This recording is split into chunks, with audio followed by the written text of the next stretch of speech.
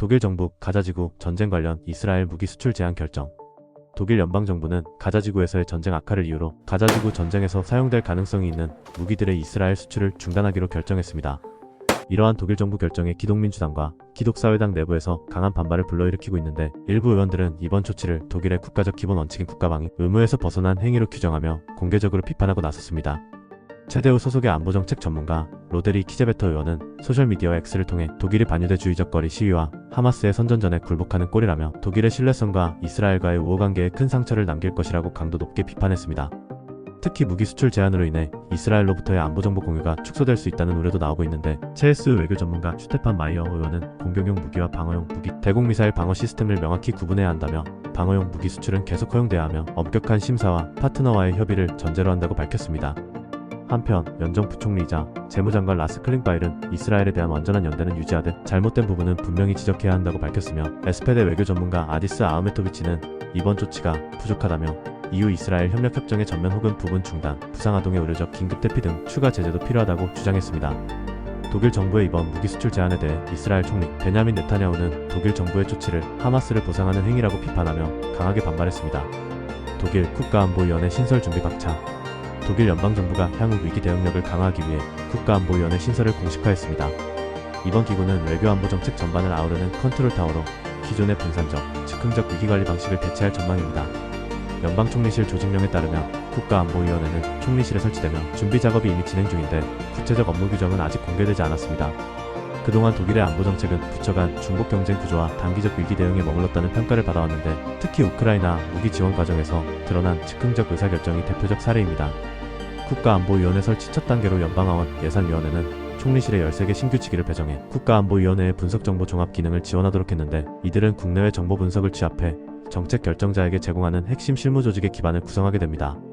가자지구 사태처럼 국내 외적으로 첨예한 사안에서는 당장의 위기 대응과 장기 전략 수립을 병행하는 것이 쉽지 않은데, 전문가들은 이번 국가안보위원회 설립이 단기간에 완성될 수 있는 프로젝트가 아니며 최소 수개월에서 수년의 안정화 과정이 필요하다고 전망하고 있습니다. 궁극적으로 메르츠 총리가 약속한 일원화된 외교 안보 정책이 실현된다면 독일은 향후 새로운 국제위기에도 보다 체계적이고 신속하게 대응할 수 있을 것으로 기대됩니다. 독일 폴란드 국경 검문 물류업계 시간 비용 압박 심화. 독일과 폴란드가 서로 맞대응하며 시행 중인 국경 검문이 물류업계에 심각한 부담을 주고 있습니다. 공식적으로는 불법 이민 차단이 목적이지만 실효성의 의문이 제기되는 가운데 교통체증과 물류비 상승이 현실화되고 있습니다. 독일 측은 폴란드에서 A12 고속도로를 통해 들어오는 차량을 국경 직후 1차로로 줄여 검문하고 있는데, 연방경찰이 모든 차량을 육안으로 확인하고 필요시 정차시켜 검사하는 방식입니다. 이 과정에서 출퇴근 차량뿐 아니라 화물차까지 지연이 불가피하게 됩니다. 독일 화물운송협회는 시간이 곧 돈이라며 국경 대기 시간으로 인해 연간 수백만 유로 규모의 생산성 손실이 발생한다고 경고했습니다. 프랑크푸르트 오데르 국경 검문소를 통과하는 연간 약 400만 대의 트럭 중 상당수가 발이 묶이고 있다는 것입니다. 이에 동부 브란덴부르크 상공회의소와 운송업계 단체는 도브린트 독일 내무장관에게 차량 종류별 전용 차선 운영과 구동독 시절 여권검사 시설 재활용 등이 포함된 긴급 서한을 보내 검문 방식 개선을 요구했습니다. 정치권의 입장은 엇갈리고 있습니다. 브란덴부르크 주지사 디트마우 보이드케는 불법 이민 억제에 기여했다며 검문을 옹호했지만, 전문가들은 실질적 효과가 미미하다고 보고 있습니다. 물류업계에서는 정치인들이 현장을 모른 채 결정하고 있다며, 매주 월요일만 해도 트럭 50대가 각각 1시간씩 지연된다면 하루에 50시간의 생산성이 사라지는 셈이라고 검문 방식의 개선을 강하게 요구하고 나섰습니다. 독일 배터리 저장 장치 구축 뒤처져. 독일이 2030년까지 전체 전력의 85%를 재생에너지로 생산하겠다는 목표를 세운 가운데, 이를 뒷받침할 안정적인 배터리 저장 장치 구축이 더디게 진행되고 있어 우려가 커지고 있습니다. 전기공학 전문가 팀 마이어는 독일에서는 재생에너지 발전량의 급증에 따른 전력 피크를 저장하는 대규모 배터리 설치가 다른 국가에 비해 크게 부족하다며, 현재 설치된 저장 용량은 2023년 기준 약 19GWh로 2045년 예상 수요인 180GWh에 비하면 10분의 1 수준에 불과하다고 설명했습니다. 하지만 배터리 저장 장치는 제작 비용과 에너지 소모가 크고 수명도 제한적이며 블랙아웃을 완벽히 막을 수 없다는 비판도 있습니다.